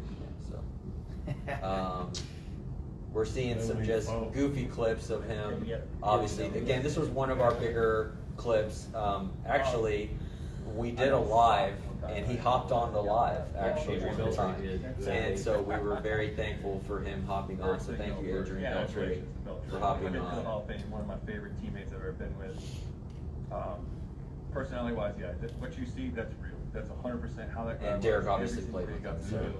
One thing I'll always remember that he would say to me, he did it all the time, is if I gave up an absolute piss missile off the wall, he'd get the ball back. He's like, hey, that's a great pitch. Throw that one again. So to me, it's like, man, and it's funny. Like, I got a good laugh out of it. It's like, God dang, man, he's wearing me out with that. But he, no joke, that's how he was every single day. He came ready to play. He was the veteran I looked up to a lot. Went through injuries, everything. Like, dude, he is top notch what it was. But if you touch his head though, you will get punched, as you can see. Yeah. Having those two over there was unbelievable. Cameraman get screwed up because of, they both put their hands up like they're gonna catch a fly ball, and then it's actually going to Elvis, and then Beltre like slowly put his hands down. Just the way he did everything is what you want at a baseball game, like to see. No doubt, and congratulations to Beltre. I think there's So obviously he got into the Hall of Fame. It was first ballot. I want to say he damn near got everyone to vote for him, but the writers vote, right? And I'm not gonna lie, I believe the writers that didn't vote for him were like Angel writers or like Seattle Mariner writers or something. Haters. You know what I mean? It's like, or something like that. It was like some like team that didn't like the Rangers, and they just anything about baseball, voted against him going how in could the you first not ballot. vote for him? Yeah, I mean, he 3,000 hits. I mean, he's probably one of the most liked baseball players, in baseball history. And actually was, like Derek was saying, just a solid guy, great teammate, and probably one of the best players, that ever played. So, I think, who do you think is on the line of an Adrian Beltre type player that will be first ballot? Do you have anybody that you can think of? Well, I mean, there's a lot of guys now that once they retire, I mean, Judge is going to go first ballot. Yeah. Otani's probably going to go first ballot. Shit. Yeah, definitely. I mean, there's a few of these guys that are going to be first ballot Hall of Famers. There's a lot of good players.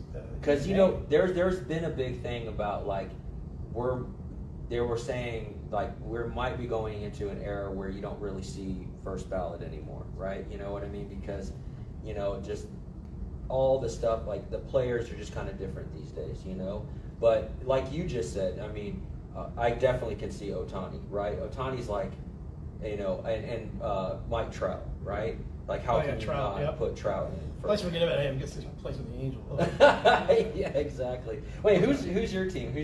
I don't really have a team that much. I mean, I grew up a huge Dodger fan. Let's go. But then when they completely screwed over Mike Piazza, I hated the Dodgers. Oh. So I'm kind of ambivalent about them now. Yeah. I just like the sport, so I don't really have a team. Maybe the Rangers. I don't know. Let's go. Hey, There listen, you go. let's go. Bad management and bad ownership can really turn fans off. Oh yeah, There's no and the doubt Dodgers about had that. all of that. Yeah. For a long time. For a while. Yes, that's definitely true. So. Well, Rangers had that for a minute too. Oh, well, listen, Tom Hicks did not do us any services. Nah. He screwed up the Rangers And the Stars. and the Stars, and thankfully the Stars always found a way, you know what I mean, to kind of get through. So And Dallas wasn't really a hockey town until they won the Cup. Yeah, in '99, thanks to Pantera. Yep. Cup, and with that too, it's still a fight song. Love it. They It's better called not Puck ever Off. change that. They better not change it. So yeah, let's go ahead. So now we're getting to different looking clips, as you can see. You know, as our show progressed over the year, everybody, you know, our clips got better, our clipper got better. You know, so here's a clip. Y'all really think Mike Tyson is going to beat me? Mike Tyson is going to kill you. Bro, there's a video Jake that Paul's gonna get CTE from this if he don't already have it. Man, this man here, like, I don't think, but what that was people so understand funny. I is, could hear him laughing in the back. That's how good that was. hey man, That was y'all Mike too, I Tyson, think, right? Yeah. he only knows one way. You know, I play with a lot of people. Russell Westbrook only knows one way. I'm gonna play hard. Mike Tyson only box one way. This ain't no friendly fight. This ain't no like when he was fighting Roy Jones Jr. Did you hear Roy Jones Jr.? Roy Jones Jr. said every hit hurt. He said every punch Mike Tyson punched me, he said it hurt. Whether it's body, whether he hit my gloves, he said it hurt. So just imagine. Dude, there was that picture of him in the Las Vegas Police Department. They all look terrified of him. Just That's prime Mike Tyson. you can't tell me he's not going to just murder. Y'all really think Mike Tyson? So maybe not every prediction. Okay. So no, but that was technically Ray, right? So I'll you know, Right. so we're gonna bend the rules for you, Derek. All right, we're gonna bend the rules a little here, but what happened? It was a fake fight. Let's go. I was gonna say Let's it. go. I was at the fight, bro. I mean, you see, they were showing Mike Tyson like training, and he Yes. looks like a beast. He comes out and says, yeah. Well, Neither want to get hurt. They want to pocket their money. Look, all the credit to Jake Paul for being a brilliant marketing guy, but that was. Thank God I didn't pay for it. Bro, I was Christian's like, yeah. I was there, bro. It felt like elderly abuse, bro. I don't know. You were there, right? Oh, you went? Yeah. It felt like elderly abuse, bro. Mike did not need to be in that ring, bro. Like, he's 60 years old. Like, would you put your money on him in a foot race on any 60-year-old? Yeah, Like, probably come not. on, bro. Like, he was. Yeah, Jake he took Paul the names could've- away. I feel like Jake Paul could have knocked his ass out like a lot of times, bro. Yeah. So you don't feel like you as somebody Well, I know- that went, you don't feel like it was a fake fight. Well, no, what it was a money grab. You know what I'm saying? It Dude, was a real definitely. fight. It was a real fight because Mike showed up, all that shit.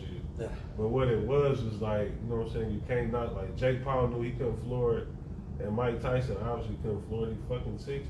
You know what I'm saying? Like, bro, they got a lot of miles on him. Like, come on, bro. And didn't he almost die like 6 months before That's that? Or what- something? Yeah. So it was a money grab, like, you know what I'm saying? Like, people gonna show up because it's Mike, they gonna show up because it was brilliant marketing. But it felt like elderly abuse. Watch that shit. Like, it felt wrong. That shit felt wrong. I'm like, man, I can't believe I'm here watching this old man get fucking pummeled. Well, that's what people said about Jake Paul, right? That like you can't really win. It's like a lose-lose. Like if you win, you just beat up an old man. If you lost, you got beat up by an old man. Yeah. But No doubt. You promoted this shit.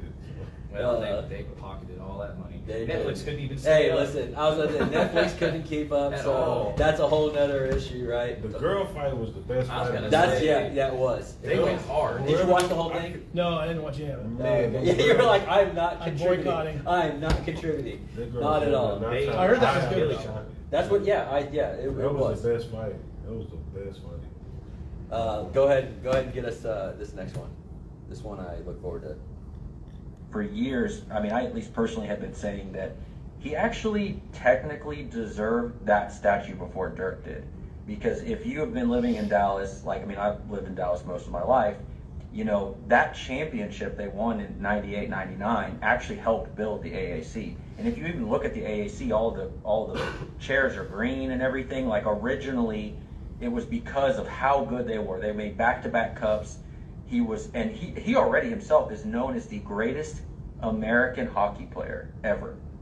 So again, with all respect, I think what happened for him is, you know, and you might know this a little bit too, but the whole Tom Hicks debacle and everything, it hindered his ability, and then he ended up going to Detroit, you know what I mean? It's like all these things kind of happened at all the wrong time, and then I think he just got overlooked, and they didn't give him a statue. So So we're talking about Mike Madonna, and I had always said for a long time, like before they even gave Dirk one, I was just like, man, when are they gonna give Mike Madonna a statue out front of the? I mean, because like you heard me say, like I'm like the match sucked. nobody in Reunion. They were nobody back then. You know what I mean? They didn't really become the team they became until they kind of stepped into AAC, right? So, and honestly, by then the Stars were winning cups, going to cups, playing well, and like I said, I mean, hopefully I didn't overstate, and I'd love your opinion. No, you're right. You're spot on about him. I mean, he is the greatest American hockey player of all time, and he was a legendary player. So, whatever. Because you're right. They probably should have built that statue first. But from what I've heard, it's I'm just relaying what I hear from people. I know a lot of people in the NHL world that Mike and the Stars did not have the greatest relationship for a while. Oh wow, okay, yeah. So I think that's why it took so long to get it done, and they eventually repaired it. I think when you mentioned Tom Hicks, it's probably part of it, maybe. Yeah. So, but that's why it took them a long time. Yeah, that's interesting. Allegedly. Allegedly. So, yeah, no, I think that's interesting because, there had to have been something because, and again, definitely, as I said, no disrespect to Dirk. That's Dirk, first ballot Hall of Famer. I mean, 100. probably one of the greatest jump shooters of all time, right? Oh, yeah. Right? Wouldn't you say? Definitely one of the greatest mavs of all time. Yeah, 100%. I think he still is the greatest man of all time. Luka's getting it. Luka's getting it. He's on his bumper. Right? But yeah, I mean, like for me, so no disrespect to Dirk by any means. He 100% deserves the statue. He gave 20 years. No other team 20 years straight to Dallas, right? We love you here, but we wouldn't know hockey, we wouldn't love hockey, we wouldn't anything in this town if it wasn't for Mike Modano. Back in the day, I remember when they came here, and Mike Modano was like the pretty boy. There was like all these things about him that was like that made like that I feel like drew attention to Dallas as a hockey town, and it was because of him. He was he was that pretty boy. He was fast. I mean, that dude flew on the ice, man. I remember going to games and just being amazed by how good he was. And then I don't know if he still is, but the top scorer, American scorer, I don't think he is anymore. But at one time, he was the top American-born scorer, right? Or something like that, right? Yeah, I'm trying to think. He might still be, but Austin Matthews is going to pass at some point. Yeah, no doubt. Probably pretty soon. Yeah. But there's somebody. It's going to drive me nuts now. But there's somebody else that's up there too. But yeah, I mean, he's still. Is it Roenick? I don't think JR was that close. In what way? In what way? Yeah, I know. I was like, yeah, well. Roenick likes to have a good time. Yeah, no doubt. I know. He likes to have a good time. Like, that gets him in trouble. Yeah, he got kicked off a show recently. Did y'all ever know about? I don't even know. Yeah, he was he's. By the way, Dave Chavari was he was a partner with him and stuff like that. It was all around that same time. You know. Do you want to know why he got kicked off the show? Yeah, I know what happened. Yeah, I know he got kicked off a show, but I don't even know why. So he went on somebody's podcast. It might have been Spittin' Chicklets, but I'm not sure. He went on somebody's podcast. I can talk about that show too. I love those guys. Catherine Tappan, who was then one of the people on I think it was NBC he was on. I forget which network. Anyway, one of those, and she was one of the hosts on there. He was on this podcast. Probably might have had a drink or two. Was having a good time and just shooting around, and said that he wanted to have a threesome. Oh my God! What? Yeah, and as soon as he said that, bingo. Oh yeah, done. Yeah, you're done. Wow. Yeah. Not in this world. Yeah, he knows he screwed up. But I mean, if this was the '90s or something, he might have been okay. Oh no, that maybe, was maybe early 2000s. Like a couple days after that happened, he was gone. It's like we're in a different world. You can't say shit like that. You know what I mean? Which reminds me, do you what's the guy's name from the spitting from now? Oh, Bissonnette? Yeah, you saw the whole thing with him, right? The bar fight? The bar fight? Yeah. So did you hear that apparently those guys were they're traveling con artists, Irish gypsies or something like that? I saw that stuff. Yeah, it's crazy. It's a whole crazy story. You should Google it. It's pretty insane. Yes, please, anybody that's watching this, literally look up that story. It's the craziest shit you will ever see in your life because apparently he came across some pikeys. So if any of y'all ever watched the movie Snatch, all right, you know what I'm talking about. If not, they're basically traveling gypsies that con people. They have all these various cons, and supposedly he stuck up to some of them at a bar in Phoenix. Yeah, he was in Scottsdale at Houston's where he goes 2 or 3 times a week. And then, like, there's footage of them beating somebody up on a Phoenix golf course like 5 hours before that. And they were getting into it with the managers who Paul liked really well. He went up and go, "What's the problem?" Yeah. And those guys started in with him. It was like 5 against 1, and he held his own and like fought with them for like He literally, fought they went out of the 5 bar guys. into a parking lot. There's footage of him. They're kicking him in the face kicking while him he in was the down. head. Yeah. He's punching them and knocking them out and stuff. And he eventually got to like a CVS or something and hit out, and then the cops came. But it's crazy. Yeah. He was on TV like 2 nights later. No, what I know, and he hardly TNT. like, or I don't know if it was like the next day, but I saw him on a podcast obviously, and I think it was Spit Chicklets, and he didn't even like, if this just happens, what damage did they? He's Well, like probably a lot of makeup, but I guess because he didn't look anything. I've met him a few times. He's a really, really good dude. And he must be a tough son of a bitch to have. Well, that was his job in hockey. He was a brawler. He couldn't do anything else. So, they came across the wrong motherfucker then. You know what I mean? Yeah. No, he also watch he also would get beat up, so he's used to getting kicked around and punched and shit. Yeah, no you know, problem. so Take a punch in. yeah. All right, give us another one. Let's go. Okay. Doing this during Ramadan. So people don't know that. No fees, no food, no water. Nothing. Yeah, so keep that in mind. That's one thing that a lot of people don't know. For a whole month, right? Yep. That's from sunrise. What is he sunset. doing? What is he doing? Oh, so that a certain time. Nothing. Once the sun rises, no food, no water. Once it sets, eat all you want. Okay, makes sense. Now, It's getting something at least. the good thing is, Yeah, but you gotta think about it. he's not getting until the sunset. He's not getting it till the sunset, so he's getting that after he just did all that on the court. He might be getting water, I would say maybe like, I'm trying to think because it's the game 7:30, so he's probably getting water closer to after halftime. That's when he can finally drink water. That's just unreal. How's he not dying on the court? Bro, he's different. Yeah, he's different. And like you said, there's always there is something spiritual. What Kyrie's doing So though? Kyrie Irving he's practicing during his faith during Ramadan, and he wasn't drinking, or he was fasting, right? And so he was apparently just only drinking water, but he couldn't drink water at certain times, and it's just like, and at the time when we did this video, he was on this like unbelievable tear where he was averaging like 30 a night, and it was like, how is he doing this with literally nothing in him, and like you said, he's just different, right?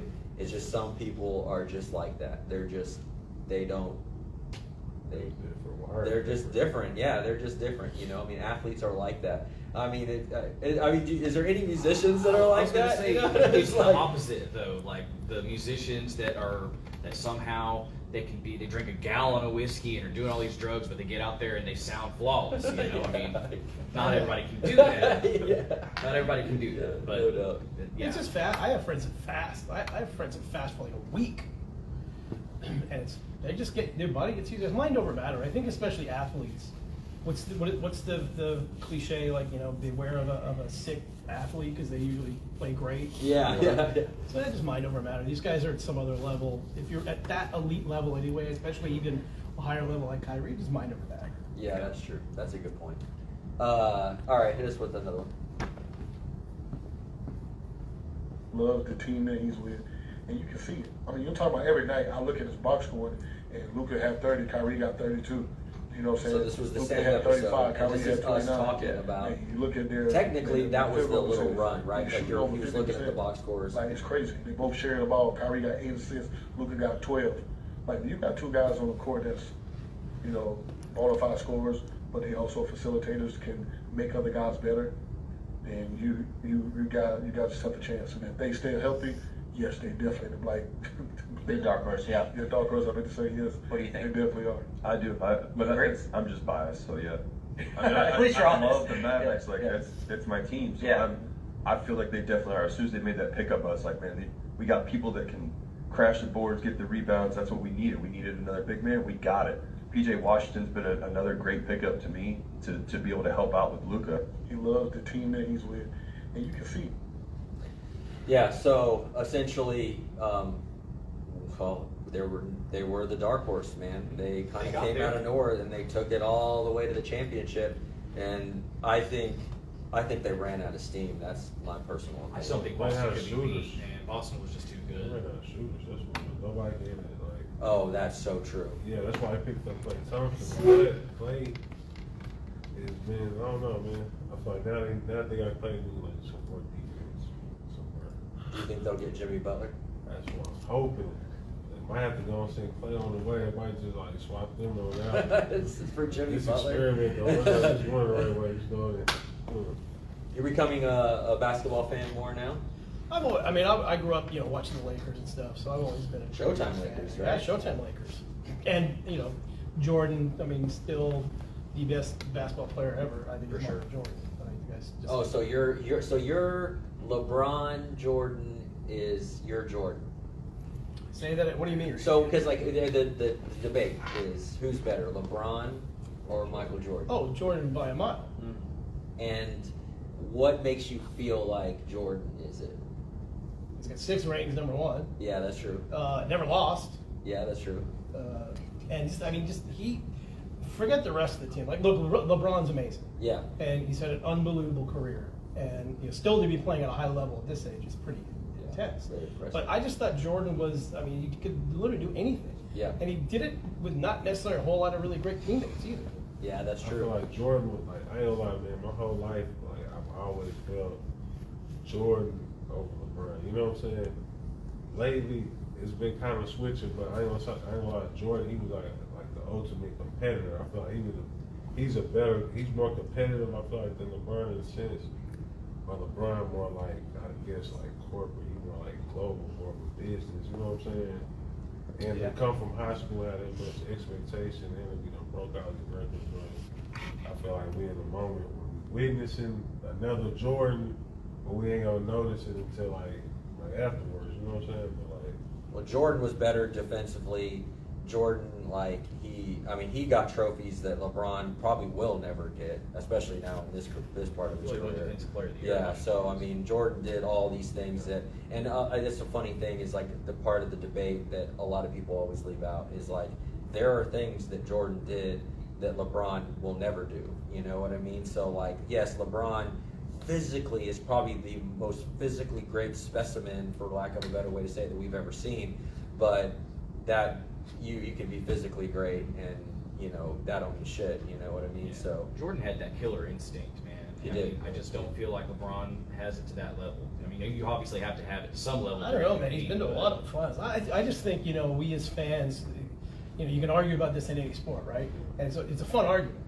But I think we as fans sometimes too, you have to take a step back and just like, we're witnessing like insane greatness with LeBron. Like I don't know that you're going to see anybody be as good as he is for a long time after this. I think I'm just going to sit back and appreciate it. Like I was never a big LeBron fan when he went to Miami. I was like, screw this guy, that was just terrible. Yeah. But then he went back to Cleveland and won a championship. I I'm like, oh, respected okay. that. I respected that. Yeah, I did too. Like he didn't have to do that. He went back and did it. So it's like, all right. And now he's just fun to watch because the guy's still at this age that at a high level is crazy. So- Talk about Yager. Yeah. LeBron's 40. And He Jordan ran into took the a break. Jordan went to baseball for a minute and stuff. LeBron ain't had no break. yeah, that's true. That is true. LeBron didn't have a gambling problem, I guess. There you go. Oh my God. Allegedly. Allegedly. If he did, All right, he did. we're going over a little, so we're gonna hit a couple more videos and then we're gonna kind of wrap this thing up. So we gotta. Okay, so let's get one more. Can we get one more? All right. Well, let's get one more because this is actually literally the biggest video we ever had. Technically, this is the biggest clip we ever had. This one had like hundreds of thousands And of I gave views up on the across walk-off all grand slam platforms. with Bryce So this Harper. is one of the I biggest made ones. an So. unbelievable pitch. It was a Gatorade commercial. The best part is we're both Under Armour guys. It's an Under Armour commercial. I didn't get any money for that. But he hit it. I mean, I'm sure we can find that clip too. That pitch is two balls off in. Like, that's a tough pitch to hit. He even said it too. He gave me a lot of credit, so I like to do the same thing. Like, shout out to Bryce for doing that. But the fact that he hit it and he kept it fair. As soon as he hit it, the whole place went, it was loud. Yeah. The whole place went nuts. I just turned to look and I was like, there is no way that's staying fair. Because 9 times out of 10, that thing is hooky. It cuts even more. Yeah. It hugged the foul pole, and it went up triple deck. I mean, it's a bomb. But I mean, it was, as much as I hated that, because obviously nobody wants to lose, it was still a cool thing that, like, I look back at, and it's like, man, I did everything I could. I was actually throwing. Yeah. So he was a part of an actual, like, a moment that is now shared constantly. You know, he's, like he said, he was on the other end of it, but you know, it's like a Gatorade commercial, it's a Under Armour commercial, and you know, we posted this, and all these Philly fans came literally out of the woodworks. And it was like, oh, I was there, I remember it, and blah, blah, blah, and this and that. And they're just like, you know, some talking shit because, you know, people from Philadelphia, you know, just like, it's just like rubbing it in his face, I guess, I don't know. But, you know, it's like a bunch of them kind of, you know, getting at us, and it ended up being like one of our biggest clips. So definitely wanted to make sure to share that. I want to hit one more, but I want to kind of go toward the end of the clips. So if you can, go kind of a little bit further down in the clips, and then we'll go ahead and wrap this up. So Which one? Go ahead and like the third right there to the last, yeah. And this is off one of our more recent ones. There you go. I knew it was going to be this one. So wanted to chat about this one. It was one that we released recently, and it's about Veterans Day, and I promised that I would promote it, and then I'm going to lead in to the very end of this as well. So go ahead. That's the reason why there's organizations like 22 Kill and all that other stuff, right? It's just like trying to prevent, because come together. They come home and they really, nowadays especially, are coming home to nothing. They feel alone. Yeah, remember we used to have parades for them back in the day. You knew Jackal, right? Yeah, Stephen Jackal, rest in peace. That was my boy too. I knew him walked too. me out from my world title fight with the flag. I remember that. And that guy changed my life. He introduced me to Kill Switch Engage. Yes. And after I lost on LFA 1 a title unification fight, it was a 5-round war. I had like blood tears coming down my face, and he put on Holy Diver. And I looked at him, and it was like, yeah. One of the most sincere, greatest guys ever. Oh, yeah. I miss him too. I used to hang out with him. I had a studio here in town, and he would come to my studio all the time, and we would hang out. And he's probably, I mean, those stories he would tell. I mean, he was so motivational. And he will be missed. Check out "Light It Up" on by the JC All Stars. That was a music video he did. Yeah, we know that. That's how we met, right? Because I mean, that's the. So, again, wanted to hit this one. Spread awareness for homeless heroes. Essentially, he has, Ocho has a foundation where he essentially helps build homes for veterans that come home. And, I wanted to spread some awareness for that, because I think it's amazing what he's doing. And it allows those guys, like I said, back in the day, that would come home, and we used to have these grand parades for them. Now they come home to literally nothing. And a lot of times they get left behind, they're an afterthought. Right? And so, I wanted to kind of spread some awareness on that, because I think people need to donate just various veteran charities. If you have a veteran charity that's vetted, yes, and good, please check that out, and make sure you donate and provide, because these guys, regardless of what you believe politically, regardless of what you believe anywhere about war and all that, these men still win, because they believe they were defending us. They believe that they're defending us. They care enough about us and our country to go do that. And they should not come home to nothing. And they should not be homeless. And so I wanted to really bring that one up and make sure that everybody, knows what's up. And then I wanted to talk about one last thing, obviously, was the charity with that you were talking about. It's the Metallica's charity. It's give me the All Within My Hands. All Within My Hands. And if you can you give us a little insight on what that charity is? Yeah, so they started this a while ago. Like they've been secretly giving money to a whole lot of stuff over the years, but just not really publicly talking about it. Like every town they go in, they provide really cool charities. They give a bunch of money to every charities from the gig money and stuff. But now they've kind of upped it a bit with this whole foundation. They do a lot of stuff with veterans, by the way. They do a lot of feeding of the homeless and people that don't have it. I've been involved with food drives in Las Vegas, where I mostly live, along with their people. It's just a really great charity. And they're having, if you're a Metallica fan, They're having a thing actually tonight where they're playing a show in LA. Oh, wow. Specifically as a benefit for this foundation. Awesome. And they're auctioning 1 million amazing Metallica things off. So just go to Metallica's website, you can find it, and there's a bunch of really cool stuff on there. And they do these things all the time, and they don't really have to do it. We don't see a lot of that in music where, you see it, obviously athletes have their foundations, they give back.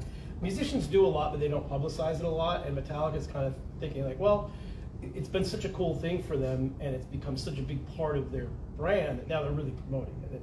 They're good guys, and the charities are all really worthy, and yeah, it's a good thing. That's amazing. And I want to lead this into the last thing now. I got you, man. Is the camera still on? Yeah. Give us, I want you to tell our followers and all of our people, give us the story of Metallica and how it started, because you've told me the story. And oh yeah, so Lars had moved to Southern California. He was from Denmark. He was 16. He had moved to Southern California, and there's a big show by this guy named Michael Schenker, who was a guitar player in UFO, at a place called the Country Club in LA.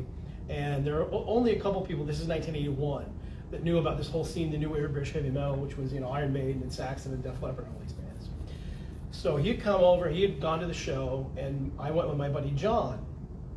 And John was in the parking lot afterwards, walking to his car, and he sees some kid wearing a Saxon European t-shirt. Now, nobody in LA knew who Saxon was back then, let alone had a European t-shirt. So he ran up to this kid and said, "Where'd you get that shirt?" And he goes, "You know who Saxon is?" He goes, "Yeah." They start talking. He said, "You gotta meet my friend Brian. We're all into it." So the three of us just started hanging out, listening to music and all that, the scene there. I think Lars moving to LA didn't think, kind of go to LA. Nobody knows gonna like the music I like and know anything about it. So we kind of bonded over that. And a couple years later, started doing a bunch of stuff in the scene. There was a whole bunch of really good bands in LA. Nobody cared, it was way before the internet. So I got the idea to put together a compilation album of heavy metal bands just to try to get people to hear this great music that nobody could hear about. And he called me up and said, "If I put together a band, can I be on your record?" I said, "Sure." And that, of course, ended up being Metallica. This is Lars asking him if I put a band together, can I be on this album? He was my friend, so I'm like, sure. Yeah. Okay, cool. So anyways, long story short, yes, that's kind of the inception, if you will, of Metallica, how it started and how he kind of got involved in it. So I always thought it was a cool story, and I figured we could kind of share it with all of our people. And it's fun. We've run longer than we normally do, so we got different cameras for different things. So I want to first and foremost tell you guys, thank you for joining. Thank you for helping with the show and being a part of it. Thank you for everything that you guys have done, helping write. Thank you, Wayne, for helping write with the show, introducing me to Derek. I haven't said that enough. Thank you for that. And Derek, thank you for being a part of it. Ray, thank you for being a part of it as well. And you guys having a really good successful year of hopefully motivating and inspiring people to continue to keep fighting, to never give up, to always make sure that they do what they need to do to be the best they can be for themselves, and then there go be the best they can be for everyone else around them. So thank you for helping. Thank you for being a part of the show.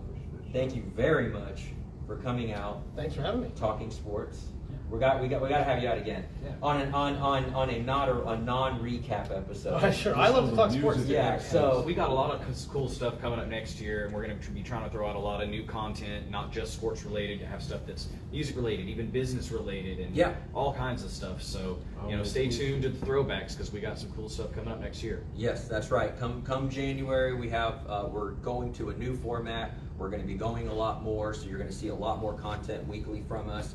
We're going to have a lot more guests, from athletes to entertainers to business professionals and everyone in between. So this is a wrap from live at the Creative Factory. Christian, we love you. Thank you for always giving us a space to do this. And The Throwbacks is brought to you by Define Energy, Voyage Dallas, Fairvote.com, the International Accredited Investors Network, Bannister Miller Law Firm, the 60 Feet 6 Foundation, the Felton Skills Academy, Runner, the interactive app, BEO Entertainment, The Creative Factory.